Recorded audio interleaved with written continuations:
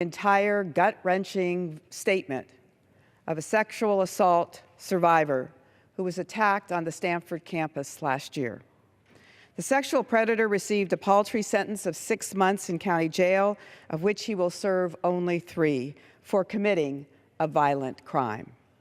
We are not moved by the felon's excuse of alcohol. We are not moved by the judge who said a longer sentence would have a, quote, severe impact, unquote, on the offender. We are not moved by the felon's father who said that his son should not serve jail time for, quote, 20 minutes of action, unquote. Emily Doe is a survivor in every sense of the word, and her words deserve to be amplified. Mr. Speaker, I ask for unanimous consent that we read the statement in its entirety without yielding by name to each member to preserve the continuity of the reading. Without objection. Your Honor, if it's all right, for the majority of this statement, I would like to address the defendant directly.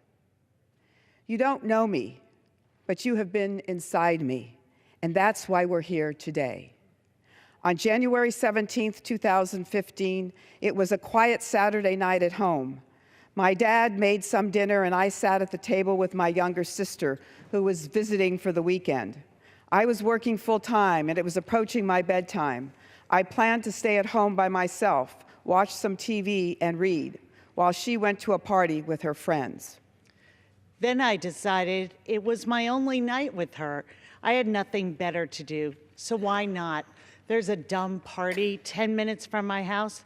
I would go, dance like a fool, and embarrass my younger sister. On the way there, I joked that undergrad guys would have braces. My sister teased me for wearing a beige cardigan to a frat party like a librarian. I called myself Big Mama because I knew I'd be the oldest one there.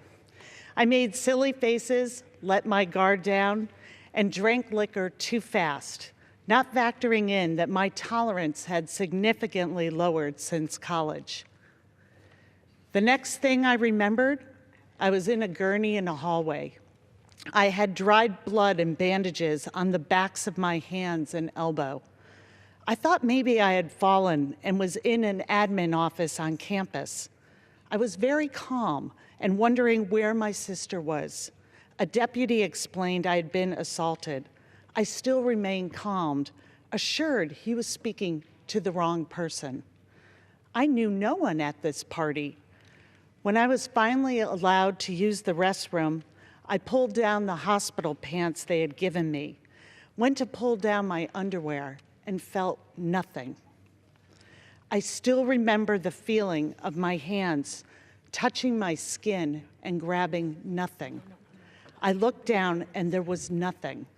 The thin piece of fabric, the only thing between my vagina and anything else, was missing, and everything inside me was silenced.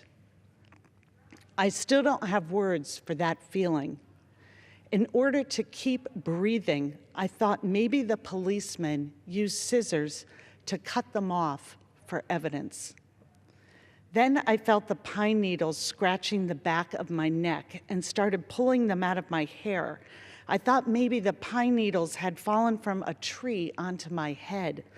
My brain was talking my gut into not collapsing because my gut was saying, "Help me, help me." I shuffled from room to room with a blanket wrapped around me, pine needles trailing behind me. I left a little pile in every room I sat in.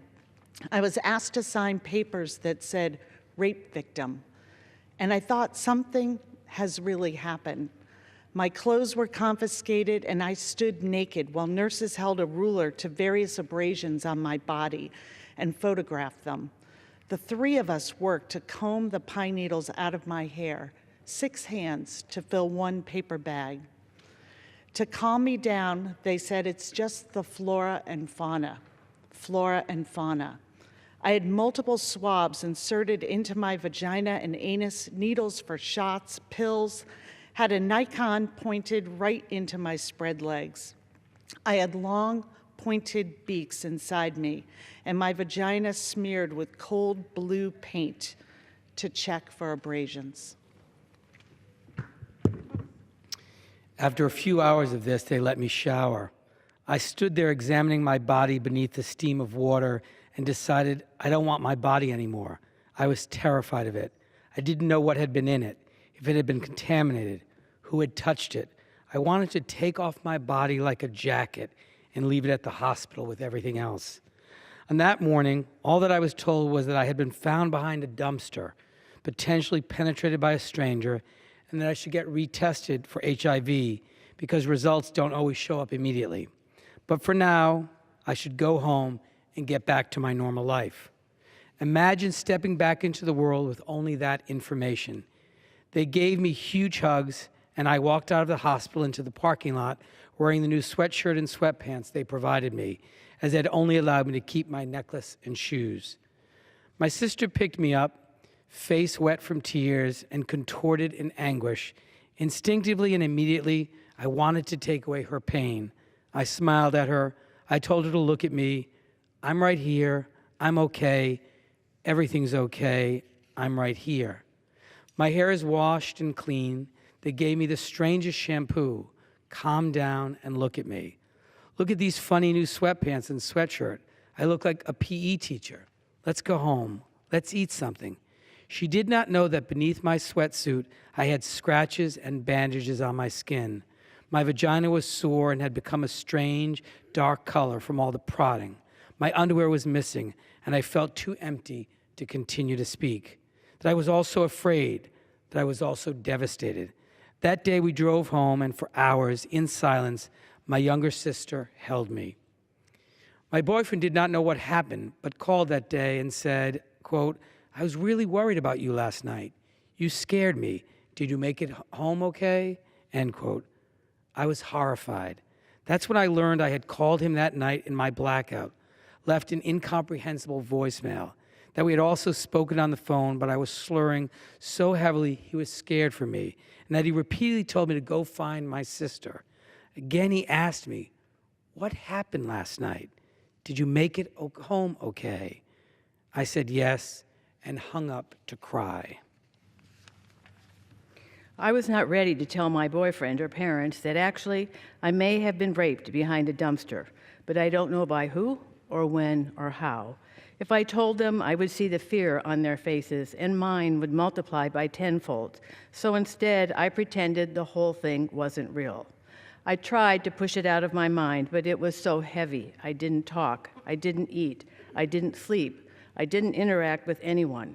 After work, I would drive to a secluded place to scream. I didn't talk. I didn't eat. I didn't sleep. I didn't interact with anyone, and I became isolated from the ones I loved most. For over a week after the incident, I didn't get any calls or updates about that night or what happened to me. The only symbol that proved that it hadn't just been a bad dream was a sweatshirt from the hospital in my drawer. One day, I was at work, scrolling through the news on my phone and came across an article.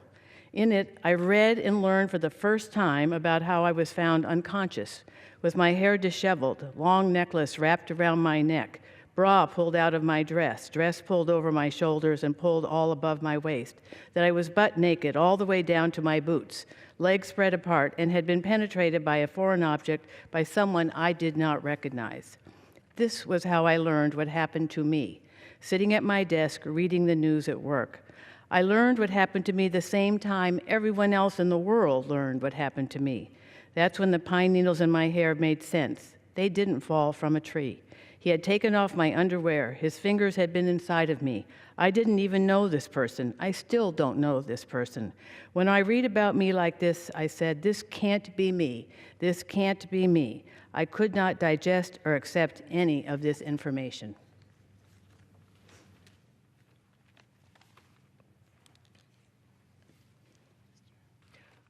I could not imagine my family having to read about this online. I kept reading. In the next paragraph, I read something that I will never forgive. I read that